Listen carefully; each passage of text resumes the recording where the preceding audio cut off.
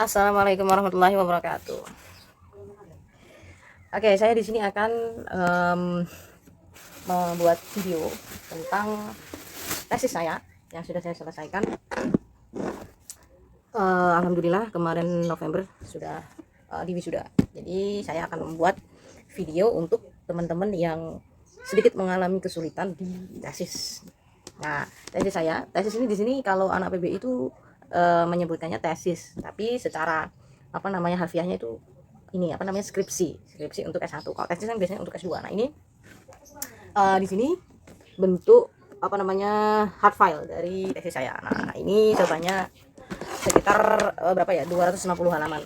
Nah, tesis saya segini nih misalnya. Nah, nanti kita kupas tuntas dari bab 1 hingga bab 5 gitu. Jadi nanti saya sediakan file soft copy-nya gitu. Oke, kita lanjut ya. Ini di sini.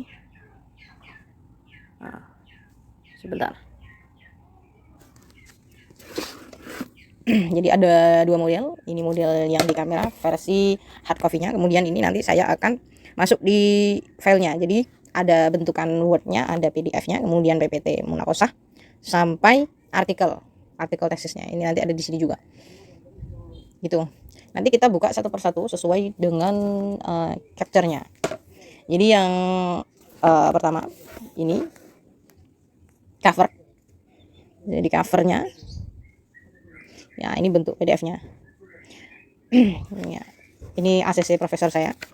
Terus kemudian ACC dari Desbing itu Agustus tahun lalu. Kemudian ratification dari 3 penguji saya. Nah, ini sebenarnya videonya mau saya buat tahun lalu, tapi masih bingung mikir ini itu, dan saya baru buatnya hari ini gitu. Terus kemudian kita langsung masuk ke ini aja,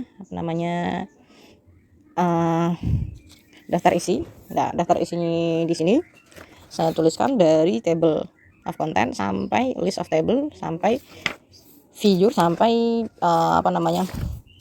chapter 1 until chapter 5 itu. Kemudian abstraknya.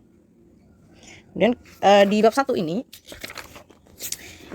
ini background of study itu di dalam teori-teori terdahulu. Kemudian di akhir paragrafnya itu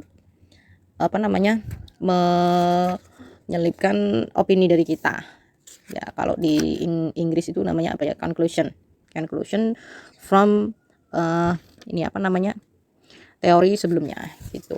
Terus kemudian identification of problem. Nah, di sini kan saya mengangkat reading comprehension. Jadi gimana cara learning style-nya siswa. Ini nanti itu dibahas di bab 2. Kemudian di bab 1 ini ada identification, limitation, formula, kemudian objektif sampai benefitnya. Gitu ya. Kalau di sini saya identifikasinya itu cuman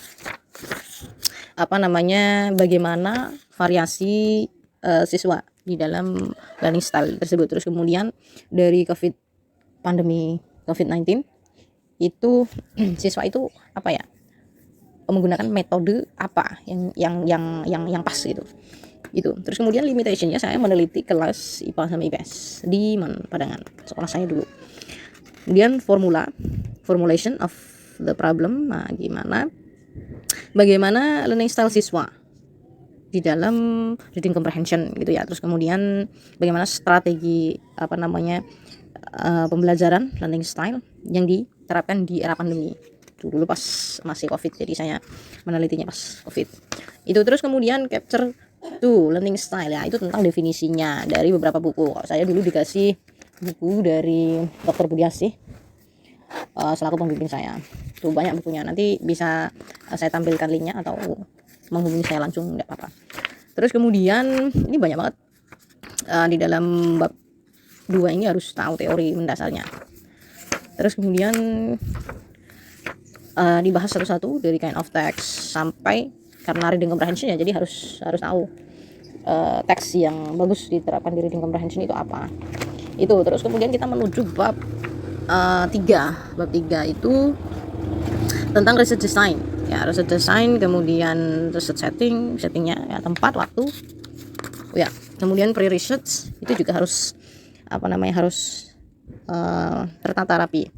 Jadi dari critical proposal, pembuatan proposal sampai seminar dan submit bab 4 dan 5. Tuh, jadi selama kurang lebih 2 semester itu baru bisa menyelesaikan. Kemudian teknik yang saya ambil itu ada observasi, interview, dan kuesioner.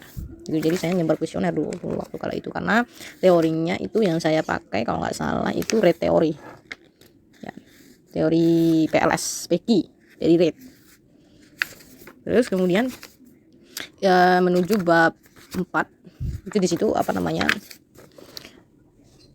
research finding atau discussion. Jadi apa yang sudah kita ambil di lapangan itu kita tuliskan di situ. Jadi saya bab 1 sampai 3 itu kurang lebih berapa bulan ya, 6 bulan. Lama karena memang nyusunnya lumayan. Jadi harus sekolah dulu bahasa Inggris biar bisa pensis dan grammarnya bisa pas itu. Terus kemudian kita tuliskan bab 4 karena itu memang asli ya dari apa yang kita tangkap sendiri, jadi nggak bisa. Kalau di bab 1 sampai 3 itu kan bisa ya teori dari buku mana, terus kemudian kita jelaskan conclusionnya. Kalau di bab 4 ini pure asli, mulai dari tabel hingga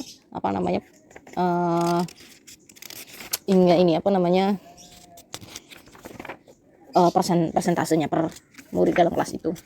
Jadi saya lumayan banyak ini di bab 4 dan 5. Jadi sekitar Agustus, Juli itu saya penelitian, Agustus saya munakosa, kemudian September, November itu nggak sampai November sih revisi, kemudian November saya wisuda. Jadi cuman sekatnya 2 minggu saya revisi itu, dan alhamdulillah nilai saya A itu dalam notaben tesis skripsi itu 4,00. Wah, keren ya, berarti makanya saya buat video.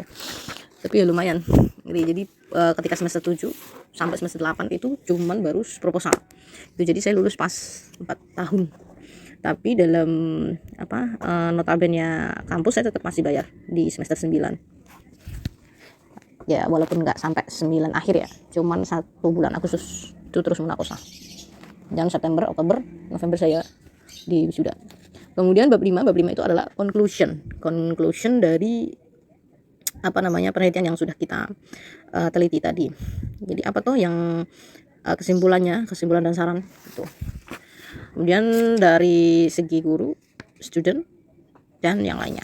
Kemudian daftar pustakanya itu ya kurang lebih 3 lembar. Itu banyak buku-buku yang dari dosen saya. Kemudian appendixnya itu ada kuesioner. Jadi di sini saya tampilkan seluruh kuesionernya. Kalau di filenya itu cuma 1 aja. Padahal kalau di aslinya ini semua siswa saya cantumkan. Jadi yang terlihat tebal itu di sini. Sebenarnya yang saya tulis itu cuman sekitar 80 halaman. Itu yang membuat 200 halaman ini. Appendiknya yang terlalu banyak. Terus kemudian appendik 2 itu wawancara. Jadi ditranskripkan ya. Observasi dan wawancaranya. Ya. Terus kemudian sampai dengan appendik 4 itu documentation. Jadi documentation di sini bukan bentuk foto, bukan, tapi RPP.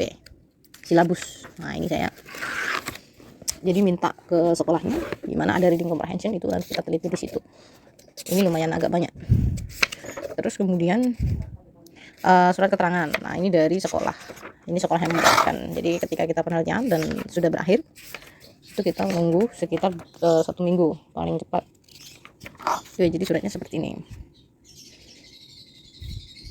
Ini dari kepala sekolahnya. Terus kemudian appendik yang terakhir ya itu fotonya. Ini di sini saya tampilkan yang berwarnanya di filenya karena ini file yang saya punya, saya tampilkan yang tidak berwarna. Jadi cuman begitu saja. Ini penelitian saya. Oke. Might be enough from me.